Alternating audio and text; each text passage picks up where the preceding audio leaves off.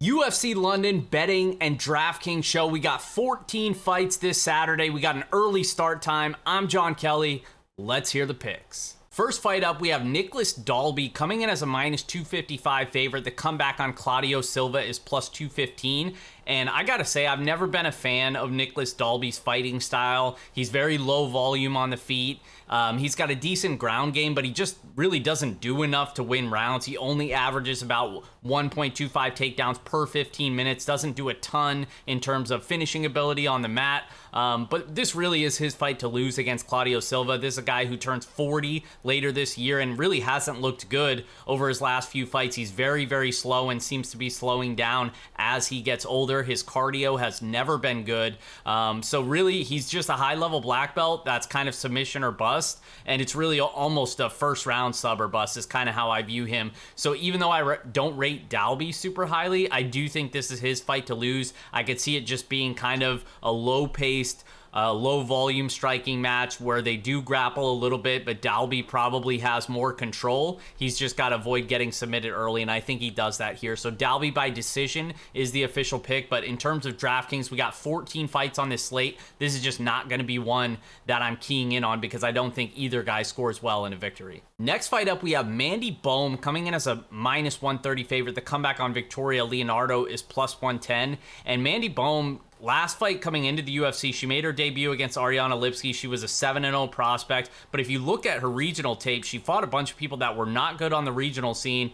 You saw a lot of holes in her game, things that people could probably take advantage of at this level. I'm not even convinced that she belongs in the UFC, even in this bottom tier of the UFC. You know, she has a little bit of striking, but it's very awkward. She's long for the division, but doesn't really use her range. She doesn't fight at range very well, and her footwork's just very, very awkward. She plays little to no defense, so she gets hit a lot, and then she will land a takedown or two, but her grappling's no good. She tends to get reversed even from dominant positions, and she definitely could be out-grappled as well. So going up against Victoria Leonardo here, she's a girl who's 0-2 in the UFC, but she's faced Manon Fiorot and Melissa Gatto, so she certainly faced a couple killers. I don't rate her super highly either. She's going to have to overcome a 7-inch reach advantage in this matchup, but I do actually think she gets her hand raised here just because I think she's fought the much better level of competition, and the striking, I expect Baum to maybe get the better of it because Leonardo's not much of a striker herself, and again, that 7-inch reach advantage is probably going to play a factor here, but I expect Leonardo to be able to close distance, hopefully land a takedown or two, and that's where I see her having a clear edge is on the mat because I do think Baum is a liability down there. So give me Leonardo by decision. I think she's a live underdog in this spot, but this 14 fight slate, I think there's a lot of underdogs we can target, and because I do think this fight goes the full 15 minutes, I'm just not sure that the ceiling is really there for either fighter. Next fight up, we have Jai Herbert coming in as a minus 265 favorite. The comeback on Kyle Nelson is plus 225, and this is going to be a high variance style of matchup where we have two guys that like to stand and bang. The problem with Jai Herbert is, yes, he is a good striker, but the chin just really doesn't hold up. He's been knocked out multiple times, and that's really the story of his entire career, and especially in the UFC, is he's had success in a lot of those fights. He's landed, big shots. He's had moments against quality level competition. The problem is he just fights so reckless and ends up getting clipped that, the durability just doesn't hold up. Fortunately for him, though, Kyle Nelson is not a good striker. Outside of just having grit and heart, I don't really think there's much to be excited about Kyle Nelson really whatsoever. I don't rate his striking highly. He's very low volume on the feet. He plays little to no defense, so I do expect him to eat some shots in this one, and he's going to be dealing with a 6-inch reach advantage of Jai Herbert. So I expect Herbert to have a clear striking advantage. That's where I expect this fight to play out. So even though I understand that it's a high variance fight because of Herbert's durability concerns and of all all the bad I just said about Kyle Nelson, he can hit hard if he connects clean. So I will have a little bit of exposure to the Nelson side, but the official pick is going to be Herbert by knockout, and I think he's a pretty solid target on DraftKings this week. Next up in the flyweight division, we have Muhammad Mokaev coming in as a massive favorite at minus 450. The comeback on Charles Johnson is plus 360. And this one is a fun matchup because on one hand, we have the highly rated prospect in Mokaev who came into the UFC with a big finish over Cody Durden, landed the flying knee, submitted him inside the first round. And Mokaev, it's really just the grappling. You know, that is his best skill set. He has that typical Dagestani type grappling, and he is going to be the more dangerous grappler of the two. But on the flip side, Charles Johnson, I think, is probably more proven. You know, he fought over in LFA. He's the LFA, the former flyweight champ over in LFA. We've seen multiple fights where he's been extended outside of the first round. I think his cardio's much better than Mokaev here. Mokaev, it's more of a question mark. Johnson, it's very, very proven. He could push a hard pace for even 25 minutes if he needed to. This one's only 3 rounds, though. Charles Johnson's a former track star athlete, but he's definitely got the skills in terms of mixed martial arts as well. I just touched on that because of the cardio dynamic,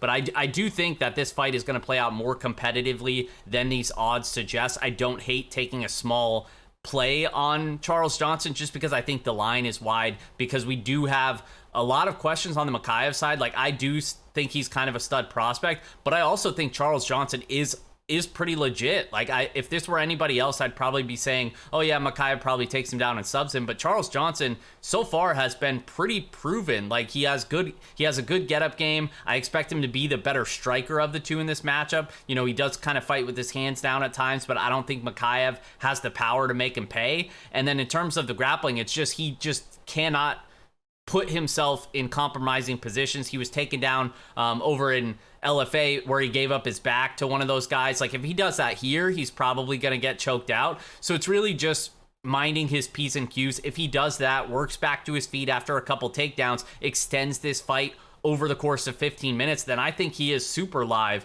in this fight. So I'm going to have exposure to both sides on DraftKings. I do still kind of lean that the grappling of Mokaev does make a difference, just because Johnson really hasn't faced this high level of grappling before. But I certainly think this is going to play out closer than the odds suggest. So give me Mokaev by submission, but I'm definitely going to be taking my fair share of the underdog in Charles Johnson in both DraftKings and probably the betting market as well. Next fight up, we have Jonathan Pierce, my guy JSP, going up against Makwan Amirkhani. Pierce comes in as a minus 205 favorite. The comeback on Makwan Amirkhani is plus 175. And this one is pretty simple to break down because it basically comes down to whether or not JSP can avoid getting his neck snatched up, and probably early in the fight, because that's basically all Amirkhani is looking to do, is land takedowns, go through his front choke series, and possibly get you out of there early. But outside of that, we know his cardio is probably not going to hold up for 15 minutes. His durability is probably not going to hold up for 15 minutes either. So this really comes down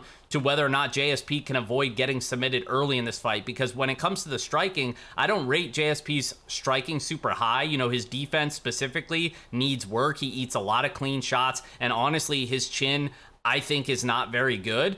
But fortunately for him, Makwan Amirkhani doesn't really have the power to make him pay. So it really just comes down to the grappling dynamic, because we've seen JSP lean on that wrestling. He averages nearly 7 takedowns per 15 minutes. So if he's going to go to that wrestling in this matchup, he needs to avoid getting submitted. And if he does that, then over the course of 15 minutes, he's going to have a massive cardio edge. The volume edge is there. I think he can win this fight. He just needs to avoid getting submitted early. So I understand the risk and the upside of Amirkhani as a live underdog, but outside of a round 1 submission, I think JSP probably dominates here and gets a late finish himself. Next fight up, we have Nathaniel the Prospect Wood coming in as a massive favorite at 560. The comeback on Charles Rosa is plus 430, and I think this one is pretty clearly going to favor the Nathaniel Wood side. I think he pretty much has Rosa covered wherever the fight goes. He just needs to not get submitted. Similar to the last fight we talked about, the only difference is Rosa is dangerous probably for the whole 15 minutes, but he's also much easier to take down and neutralize on the mat as long as you don't get caught in one of those submissions off his back. And Wood, I think, is capable enough to do that, and certainly on the feet, I think he has a massive striking advantage. He's a high volume guy that could keep up a high pace over 15 minutes. He's moving up to 145 here. I know the weight cut's been an issue for him in the past, and I think that's kind of what played into his durability concerns as well. But I expect him to have a ton more volume than Charles Rosa here. He can fight behind his jab for 15 minutes. If he does land takedowns, he's a decent enough grappler to stay safe in top position. So I know the price is pretty heavy here on Nathaniel Wood, but I think if you're going to target him, I'd play him by decision. Wood by decision at minus 125 if you shop around. That's not a bad price whatsoever, and I don't think he's finishing Charles Rosa here. Rosa, I don't rate very well in terms of his round winning ability, but the dude is super tough and super hard to get out of there. So I think Wood by decision is not a bad bet. In terms of DraftKings, I just think there's better fighters to target in that expensive range that have a higher floor and ceiling than Wood this week. Next fight up, we have another big favorite, Mark Diakase, coming in as a minus 340 favorite. The comeback on Damir Hadzovic is plus 280,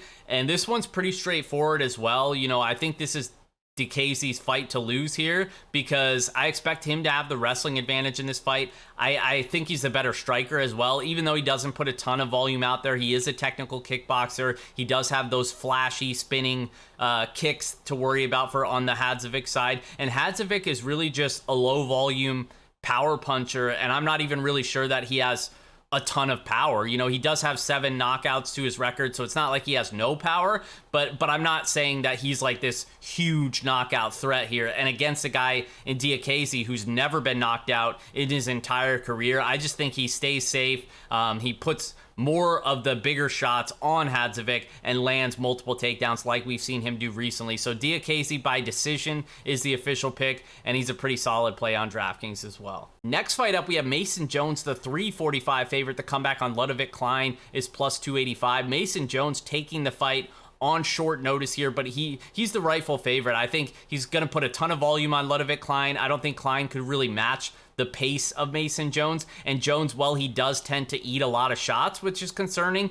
He walks right through them. He keeps moving forward, keeps up that volume, and he can mix in the takedowns as well. And that's kind of what Klein has tried to do in a couple of his fights, but he really just doesn't fight that well when being pressured. The Nate Landwehr fight comes to mind, and I think this one's going to play out pretty similarly. I had interest in Klein against Bahamondes as a big underdog, but I don't have quite as much interest in Klein as a big underdog against Mason Jones. I just think stylistically speaking, it's a much more difficult matchup for him against somebody that can kind of do what he does just as well, if not better, in Mason Jones. So I think Jones gets his hand raised here. Jones by decision is the official pick, and I will have a little bit of exposure on DraftKings for both sides. Up next, we have Volkan No Time Ozdemir coming in as a minus 165 favorite. The comeback on Paul Craig is plus 140, and this is another one of those stylistic type of matchups where you have one guy that is going to have a striking advantage that can probably win by knockout, and then you have the underdog who's live to submit him if he can force those grappling exchanges. And nobody is potentially more dangerous at submitting somebody than Paul Craig here. He's coming in with a lot of buzz just because he's on such a big win streak here. He tends to find the submission in just about all of his fights, it seems now. But against Volkan Ozdemir, a guy who's historically speaking is difficult to take down, I'm not sure that Paul Craig is going to be able to have as many of those grappling opportunities. And on the feet, I think Ozdemir is much more clean, much more powerful, and that's really the concern on the Craig side is the durability. He's been knocked out multiple times. I think if this fight plays out for extended minutes on the feet and he's unable to get the grappling going, then I do think Volkan probably keeps the fight standing and knocks him out here. So give me Volkan by knockout is the official pick, and this is a great fight to target on DraftKings. I'm going to have exposure to both sides one way or the other. Next fight up, we have Molly Meatball McCann, a minus 390 favorite. The comeback on Hannah Goldie is plus 320. And I'm always excited to see my girl Meatball Molly get back in there, especially on a card that has a ton of fans in the arena, and it's in London, so you know they're going to be behind their fighter in Meatball Molly here. A fighter who feeds off the crowd energy. You absolutely love to see it. I'm expecting a lot of fireworks. She's always fun to watch, always puts on a show. And this is a really good matchup for her against Hannah Goldie, somebody that I don't think is very good. You know, obviously she got the armbar finish against Emily Whitmire, but outside of some sort of fluky exchange where she finds a submission, which I don't see happening, I just really don't see how she wins this fight against my girl Molly, who's going to have a volume advantage on the feet. You know, she's a technical boxer. Her defense is a little bit suspect, so I do expect her to eat a couple powerful hooks from Hannah Goldie in this spot. But outside of that, like, I expect Molly to be the one moving forward, landing volume. The takedowns will be there if she wants them, and I just really expect the crowd to be behind her here as she has the bigger moments on the feet. I'm expecting a 30-27 Molly McCann decision. She gets it done for us on Saturday. Next fight up, we have Nikita Krylov coming in as a -190 favorite. The comeback on Alexander Gustafsson is +160, and this one is tough because it's like Gustafsson in his prime, I think, runs through Nikita Krylov, but this version of Gustafsson, where we have a ton of questions, you know, he obviously retired back in 2019, came back out of retirement to up at heavyweight, making his heavyweight debut against Fabricio Verdum, and got submitted inside the first round. And shout out to Verdum, man. I know me, Jonah, my guy Elliot, shout out to Elliot. We cashed on the first round submission pretty big there on Fabricio Verdum at a big number. So that was awesome. But it wasn't awesome for Gustafsson because we had a lot of questions about him coming out of retirement, what he was going to look like. I thought he looked a little bit slow, obviously up a weight class. Now he's coming back to light heavyweight. So, and it's been like 2 years since that fight took place. So it's like, we really don't know what version we're going to get, because he could just come out here and look completely washed. And if that's the case, then I do expect Krylov to be able to pay off this price tag. Krylov's a finisher by nature. I think he's probably going to be the one with the more grappling upside, but I don't know if he'll take it there. I think on the feet, it's going to play out pretty evenly, but Gustafsson in his prime, you know, he's got a pretty good jab. He can dance around on the outside and counter strike all day long. So we'll see if this fight is, if Krylov is really going to go to the grappling or not. But there's just so many question marks in this. I do think Gustafsson, if he looks good here, then there's probably value at the +160, but because I still have so many questions about what version we're going to get, I'm probably just going to sit on the sidelines and hit a pass for this one. So give me Krylov by split decision. I'm going split decision on this one. If you can bet fight goes to a split, I'm going to say it might be a hot take. Do this one just because Krylov, while he's an above average striker, he doesn't put a ton of volume out there. He's actually only been outlanded once across 15 UFC fights, and that was by former light heavyweight champion Jan Blachowicz. But the reason I bring that up is because he doesn't put a ton of volume out there. So like, if a finish doesn't materialize, this is going to be a pretty competitive fight where maybe it's not super clear on who's winning these rounds. So that's why I say maybe bet a split decision prop. They've been hitting lately. All you need is one bad judge. Even if it's clear to us, you just need one bad judge to give it to the other guy. So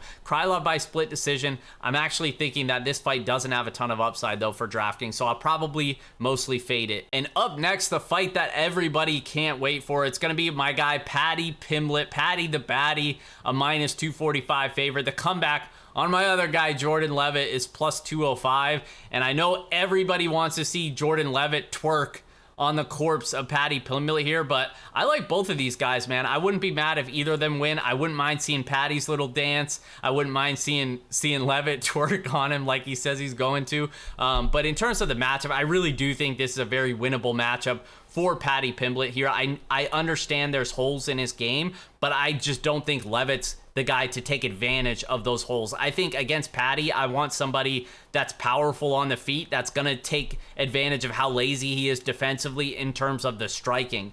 Because in terms of the grappling, I think Paddy's might even be the better wrestler here. I think he's the more dangerous submission grappler as well. I don't really see the case for Levitt being able to land takedowns and then be able to just lay and pray on Pimblett for 2 out of 3 rounds here. I really don't see that happening. And in terms of the striking, I just kind of think the striking's a blowout. I think Pimblett's a much better striker. I think Levitt, you know, he's going to put those kicks out there. He throws those naked leg kicks, leaves himself wide open to being countered. He doesn't really like being hit either. So I just think Pimblett's going to swarm him. I think he's going to hurt him, and I think Levitt's going to look for a way out of there. So give me Pimblett by knockout. That's the official pick. I do think he's a high upside target on DraftKings. I'm going to be overweight to this fight in general, but definitely more so on the Pimblett side for me. Which brings us to our co-main event. We have Chris Curtis, the action man, stepping in on short notice once again. He just fought Rodolfo Vieira, won a decision 4 weeks ago. He's back in the octagon against Jack Hermansson in the co-main event. This one's currently lined as a pick'em, and there's a lot of Jack Hermansson love out there for the Joker. I'm just not one of those guys. You know, I do think Hermansson is solid, but I just think we've seen Curtis in pretty much this exact style of matchup multiple times already. Like, nobody's been able to take this guy down yet in the UFC, and he's faced Phil Hawes, Brendan Allen, and Rodolfo Vieira, who shot 20 times on him, 20 plus times. Jack Hermansson's wrestling, I've never rated his wrestling that high. You know, we've seen him multiple times where he struggles to get the takedowns and he's forced to strike. That's where it could be an issue for him, and I kind of just see that playing out in this Chris Curtis fight. If he stuffs the takedowns like multiple people have been able to do against Jack Hermansson, and then this just turns into a striking match, yes, Hermansson could probably have some success with his kicking attack. Maybe he puts a little bit more volume out there, but I think Curtis is probably going to clip him at some point. I don't rate Hermansson's durability all that highly. He's been knocked out twice in the UFC. We've seen him rocked multiple times. Outside of that, Marvin Vettori dropped him as well. I could just see this fight playing out really similarly to the Cannonier fight, where Hermansson tries to get his grappling going early, and Curtis just stuffs the takedowns like we've seen him do multiple times. And then this turns into a striking match where eventually Hermansson gets hurt on the feet. That's just the way I see it playing out. So even though I respect the upside of Hermansson if he's able to get in dominant positions, because look, if he takes Curtis down here, if he's the first guy to do it and he gets in dominant position, he's going to maul this dude on the mat. Like, I think he probably finds a finish if it happens. The problem is, I just don't see it happening. So it's one of those fights where I understand the upside and why people are intrigued to be backing him, but I also just don't think he gets the fight there. So that's kind of what I keep going back to. So I'm going to go with Chris Curtis. Curtis by knockout is the official pick, but in terms of DraftKings, I'm going to be pretty split on it. I do think the winner probably scores well either way, so I'm going to look to be above the field for this one on DraftKings. Which brings us to our main event. We have Tom Aspinall, a slight favorite now at -130. The comeback on Curtis Blades is +110. We have never seen Curtis Blades at an underdog price yet in the UFC, and I'm gonna scoop up the value this weekend. I'm just waiting at this point because we know there's gonna be a lot of love for Tom Aspinall fighting in front of his home crowd. This line's only gonna get better if you're on the Curtis Blades side, and I do plan to be on the Curtis Blades side, and here's why. Like, credit to Tom Aspinall. Like, I like this dude. I've liked him since he came into the UFC. You know, people were kind of thinking he was just a knockout front one or whatever. I rate him a little bit higher than that, and now he's really kind of proven that. But now I'm kind of like, you know, he's going up against Curtis Blades. A lot of people rate Curtis Blades as the best heavyweight in the world. I'm one of those people. Let's pump the brakes on making Tom Aspinall a favorite just because he's looked good against some of the lower tier of this division. And I know the Volkov fight was very impressive, but let's be honest, like, Curtis Blades ragdolled Volkov for 25 minutes. Like, I think that was probably more impressive. And there are still questions about Aspinall's cardio. We've never seen him in the third round in any of his fights. So, you know, if we think this fight gets extended, even into the third, fourth, or fifth round, you got to favor Curtis Blades in that scenario. And even though we've never seen Aspinall, so a lot of people are like, well, it's just a question mark. We don't know if his cardio is actually bad. I would actually lean towards it's not that great, because even in the fights that we saw him go to the second round, he definitely started to slow down and get a little bit tired, in my opinion. So, and you know, those things could always change, but I'm definitely going to favor the guy who trains at elevation, who we've seen multiple times go 5 rounds if needed and push a high chain wrestling approach. And that's where I think this could get dicey for Tom Aspinall, because while he is a great finisher, I expect him to have that speed advantage in terms of the boxing in round 1. And he's got a great finishing ability in round 1, again, in round 1 or early round 2. Outside of that, I think this is really, really going to massively favor Curtis Blades. And it could even favor Curtis Blades in round 1. If he just blasts a double leg and gets on top, like, I honestly don't know if Tom Aspinall is going to get up, and it might just get worse over the course of 25 minutes. So I think you'd be crazy here to be laying juice on Tom Aspinall against one of the best heavyweights in the world. Whether you think he's the best or not, he's certainly in the conversation in Curtis Blades. You know, I just don't think like wherever this fight goes, I think Curtis Blaydes is going to be competitive. Obviously, the concern is if he gets rocked, because he's been knocked out multiple times. I don't think his durability is all that great, but I do expect him to hopefully stay safe a little bit here, go to his wrestling, his bread and butter, and just grind on Aspinall. Even if he just grinds on him a little bit early and he's not really doing much, that's really going to tax the cardio of Aspinall in those later rounds where those takedowns are going to come earlier. And I think Blaydes finds a late finish, and I think he pulls off the upset. Give me Curtis Razor Blaydes in the main event by knockout, 4th round, and he's a great target on DraftKings. I'm going to have exposure to both sides, but definitely leaning towards my guy Curtis Blaydes in this one. And for those that don't know, you can check out my website, fightnumbers.com, where I do DraftKings player rankings broken down by salary tier. I do ownership projections for DraftKings as well. There's some betting tools on there, fantasy points per minute. It's all completely free. Fightnumbers.com. Check it out. Do me a favor, if you watch this far, like the video and subscribe to my channel as I continue to bring you more UFC content each and every week. I appreciate it, guys. Best of luck, and we'll see you next time.